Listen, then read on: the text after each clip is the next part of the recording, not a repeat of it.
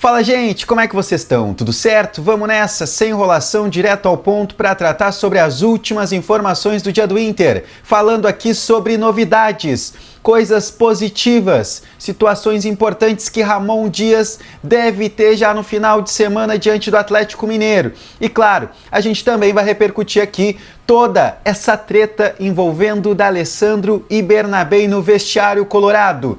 Tudo isso e muito mais no vídeo de hoje. Não esquece, deixa teu like, te inscreve no canal e ativa o sino das notificações para que a gente possa atingir a marca de 10 mil inscritos aqui até o final de 2025. Conto com a tua ajuda e conto com a tua audiência para isso, fechou? E vamos lá, gente. Primeiro, a gente precisa falar sobre coisas boas nesse primeiro momento aqui do vídeo, e é isso que eu quero tratar com vocês. Nem tudo são notícias ruins, nem tudo são notícias que fazem ferver o bastidor do Colorado, mas é bem verdade que isso existe e a gente vai comentar ali na frente. Só que agora eu quero falar sobre o domingo, final de semana, 6h30 da tarde, a gente tem esse jogo muito importante contra a equipe do Atlético Mineiro.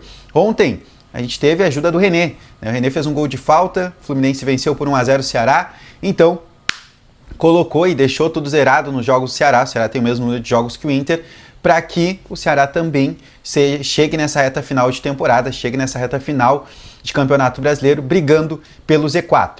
Só que eu quero falar sobre o domingo, porque a gente vinha tratando aqui como improvável a escalação, né, e a liberação do departamento médico na situação do Vitão.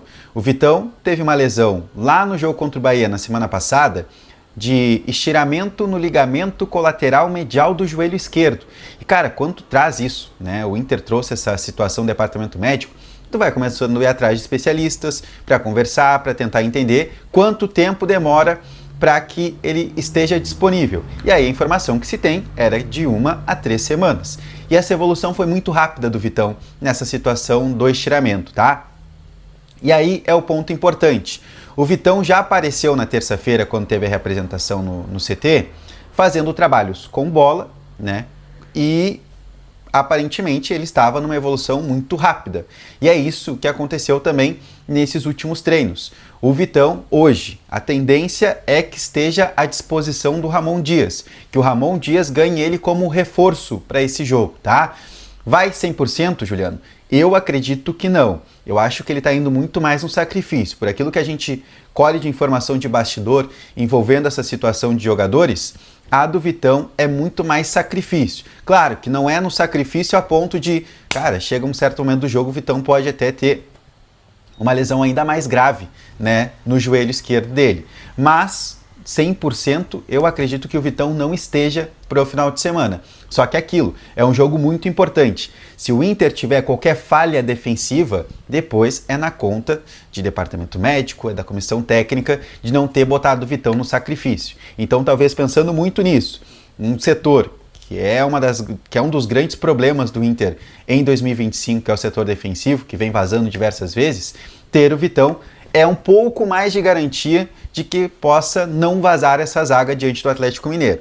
Então, a tendência é que hoje a gente tem o Vitão nesse time titular. E aí, projetando o time do Inter, a gente está falando do Ivan no gol, Bruno Gomes, e aí a linha de 3 zagueiros com Mercado, Vitão e Vitor Gabriel, com o Bernabé na lateral esquerda voltando de suspensão. No meio-campo, Luiz Otávio, Thiago Maia, Alan Patrick, Vitinho e Carboneiro no comando de ataque. Eu tô apostando nesse time pro final de semana, tá?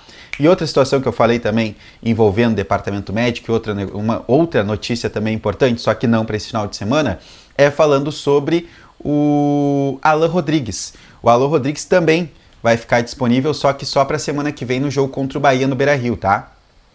Para esse jogo, o Alan Rodrigues ele deve já estar à disposição. Ele que teve uma lesão na posterior da coxa direita também já apareceu no gramado, fazendo um retreinamento, fazendo trabalhos individuais com a preparação física. Então, na sequência também, já vai ficar à disposição do técnico Ramon Dias. Eu vou falar para vocês, até falei isso no vídeo de terça-feira, que olha, ou ele ia ficar disponível até o jogo contra o Bahia, porque eu não acreditava que ele ficaria disponível para esse jogo contra o Galo e muito menos também para o jogo contra o Vitória lá em Salvador, mas no jogo do Beira-Rio contra a equipe do Bahia, poderia ser esse retorno do Alan Rodrigues. E provavelmente vai ser no banco, entrando ao decorrer da partida, assim como aconteceu quando ele retorna de lesão e joga alguns minutos ali, se não me engano, foi contra o Sport, tá?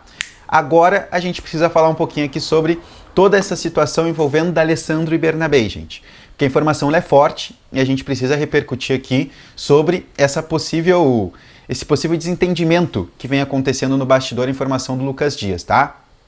De que o D'Alessandro, né, e o Bernabei, eles estão vivendo uma relação estremecida. E ela acabou se estendendo ainda mais depois do que aconteceu na semana passada, lá em Salvador, na Arena Fonte Nova, quando o Bernabei comete um pênalti infantil, né, num lance que não tinha necessidade nenhuma dele fazer um pênalti. O Bernabei vai para o vestiário, acontece toda a rodinha lá, e o Bernabei não cumprimenta o D'Alessandro e muito menos pede desculpas ao grupo de jogadores depois do que ele fez. E o Bernabei vem tendo atitudes de um jogador mimado, tá? É isso que a gente vem recebendo dentro do bastidor envolvendo a situação desse atleta. O Bernabei, ele não vem tendo atitudes legais desde o caso da Maroc, porque lá ele acabou, obviamente, o clube também, né? O clube fez aquele post lá da Maroc e tudo mais. O Bernabei repostou, tirou onda com aquilo lá e o que se tem no bastidor é que ele não ligou para tudo que aconteceu. As mulheres de alguns jogadores, por exemplo, ficaram muito chateadas, né, de terem tirado sarro e tudo mais, e não pegou legal, né? Ficou um clima bem ruim com alguns jogadores já naquele momento.